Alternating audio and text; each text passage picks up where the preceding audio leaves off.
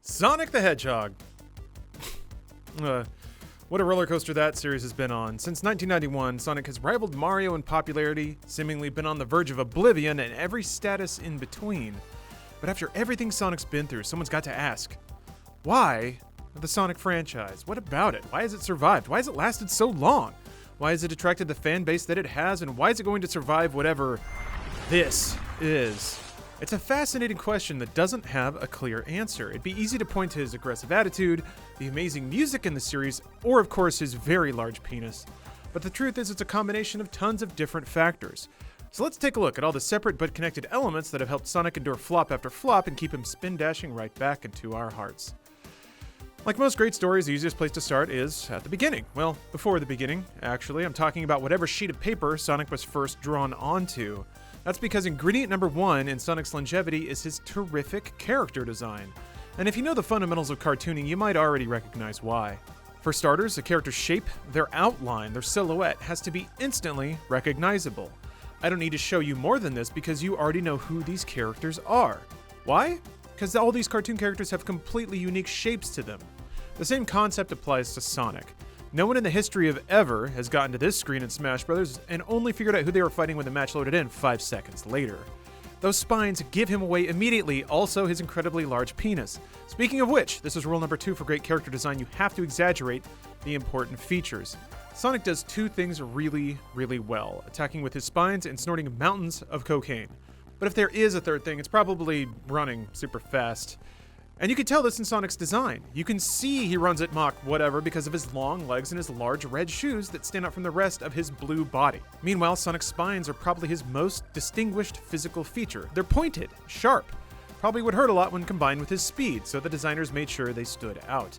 And his nose was clearly designed to funnel all that white powder right into his skull where it can do the most good. Another way designers make characters appealing is to give them large, expressive eyes. Bizarrely, Sonic only has one, but it's big enough to convey that radical attitude he's famous for. Finally, and this is a big one, Sonic is just ridiculously easy to draw. I don't necessarily mean drawing as well as a professional artist, I just mean well enough that people will be like, yeah, that's definitely Sonic. The only artistic qualifications you need in order to cobble together something unmistakably Sonic are a knowledge of circles, triangles, and the color blue. Like this. I did this in 15 seconds, and it looks like something a little kid could draw. That's because a little kid could draw it. And that's one of the big strengths of Sonic's design, because speaking of kids, that's who usually becomes the new fans of Sonic.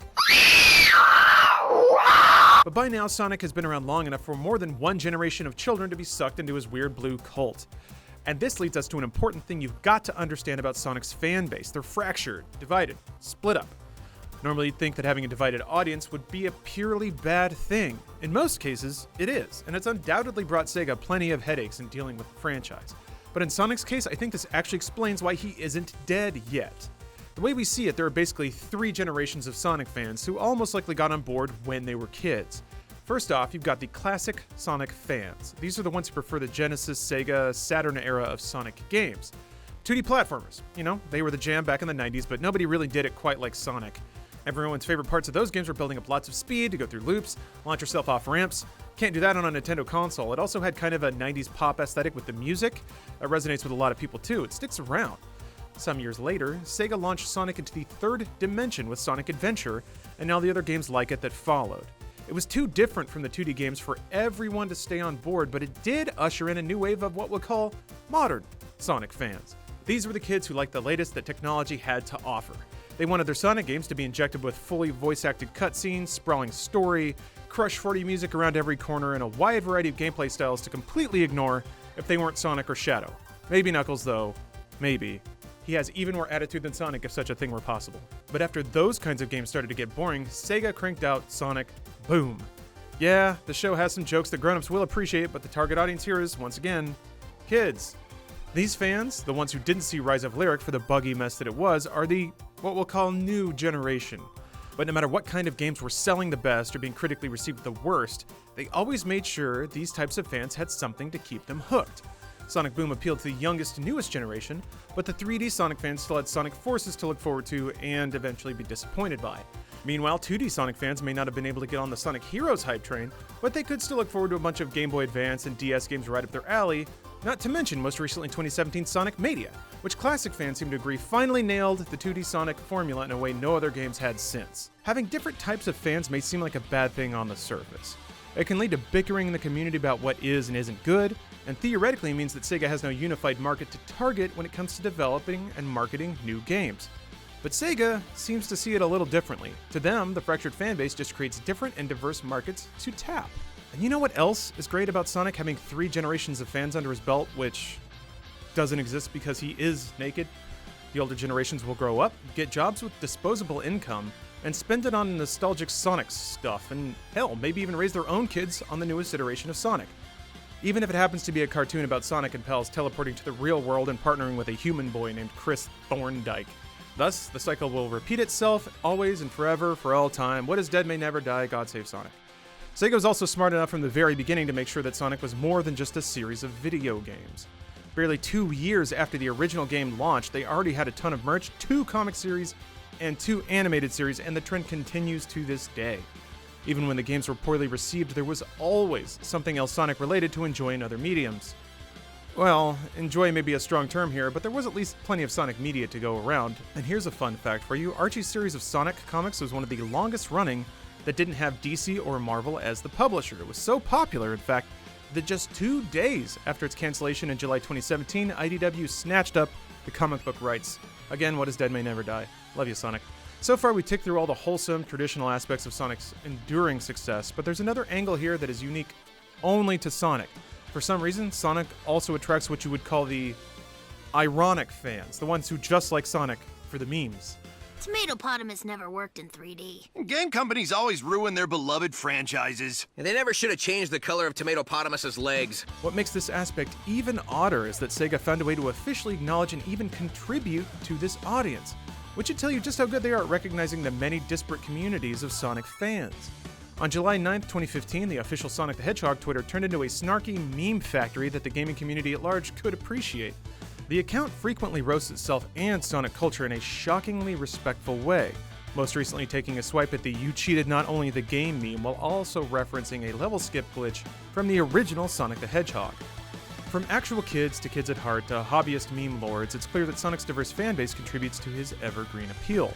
However, for the last part of Sonic's main fanbase, let's address the elephant in the room, except this elephant is anthropomorphic and has a righteous six-pack. Yes, even the furry community has played a role in Sonic's endurance. But who's surprised? Sonic is a bipedal animal with a radical attitude. That's kind of the definition of what furry's like. Also, he has a massive dick. But even though the furry community is probably the smallest chunk of the fanbase, they're also one of the most dedicated.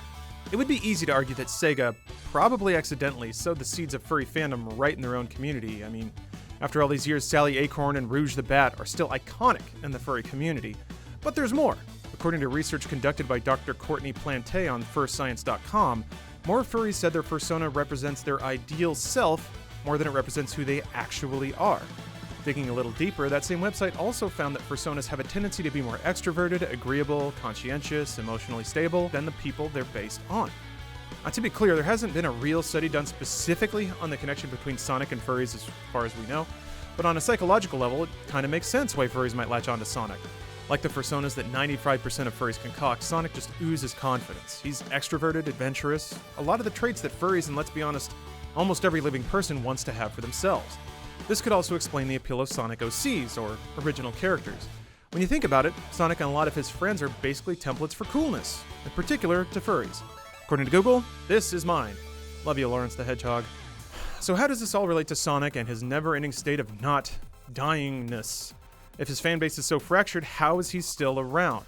Well, compared to Mario, he may not live the most enviable existence. With so many factions, it's actually impossible for any one Sonic game or show to be universally loved by his fans. But on the flip side, Sonic doesn't need to please everyone anymore, because there are so many flavors of Sonic fans that actually equates to more markets to tap into. More fans eager and ready to spend money on the newest game, comic, TV show, or movie, no matter how niche it might end up being. Is it a graceful way of attaining success?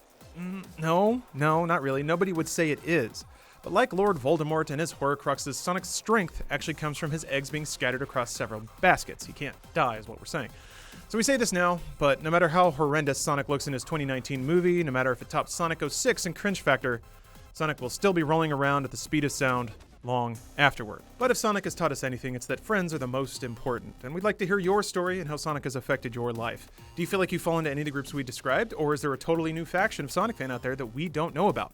If so, please share your story. We look forward to hearing from you in the comments. Till next time, goodbye. From fat kids falling down to skinny kids falling down, everyone loves a good laugh at a righteous face plant, and no face is planted harder than BioWare's Anthem. Following years of hyperbolic promises and hundreds of developers' efforts, we got this weird Iron Man knockoff that runs like constipated ass and plays like a try-hard Destiny knockoff. And recently, Kotaku's Jason Schreier broke down the